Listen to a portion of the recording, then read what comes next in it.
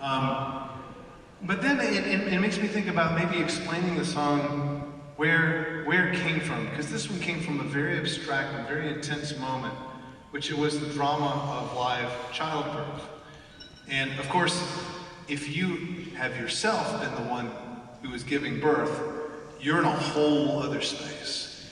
But for anyone like me, the father that is standing there with the luxury of watching his firstborn son come out like that, you're anticipating and you're like, who is he? Who is he? What's he gonna look like? Who is this person? This is his first day on earth. Holy shit, what are we doing? And then he came through, and when he opened his eyes, I looked into his eyes and saw someone having the worst day of their life. It was absolutely, and no doubt, it was the worst day of his life.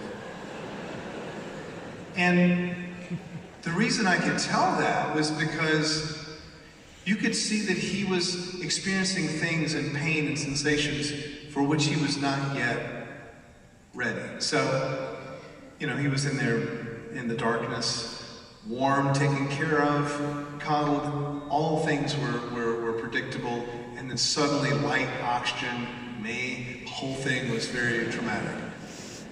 But then I thought, gosh, I can see his whole life flashing before my eyes. Because I see life now suddenly as this just sequence of events in your life, things that are painful, that are, you're not prepared for them.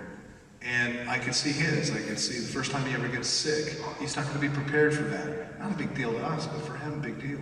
First time he gets in a fight, like at school, awful, so awful. He's not prepared for that. Nothing in life is really, truly prepared him for the experience of what that feels like. Flunking a test, all these things, on and on and on. After school, there's a whole adult life, all kinds of pain. At that point, he might lose his first job. He might break up with his first girlfriend. Then when he gets into maybe his first divorce. I can prepare him for a few of these. But really, you can't substitute any kind of preparation for actually having felt it. And that's what we lived through. And that's what I saw right at the moment that he was born. All these things happening in sequence into the future. And I thought, Jesus, my father's still alive, but he's going to experience me kicking it.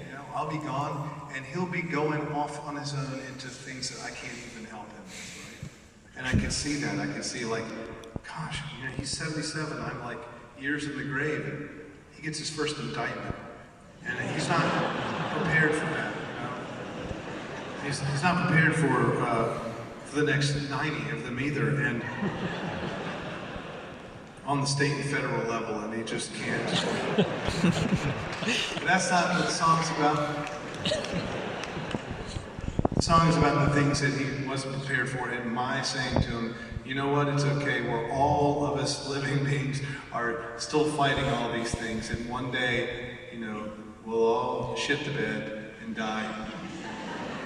I've already gotten used to the bed shitting part, but I'll experience something I haven't experienced before in death.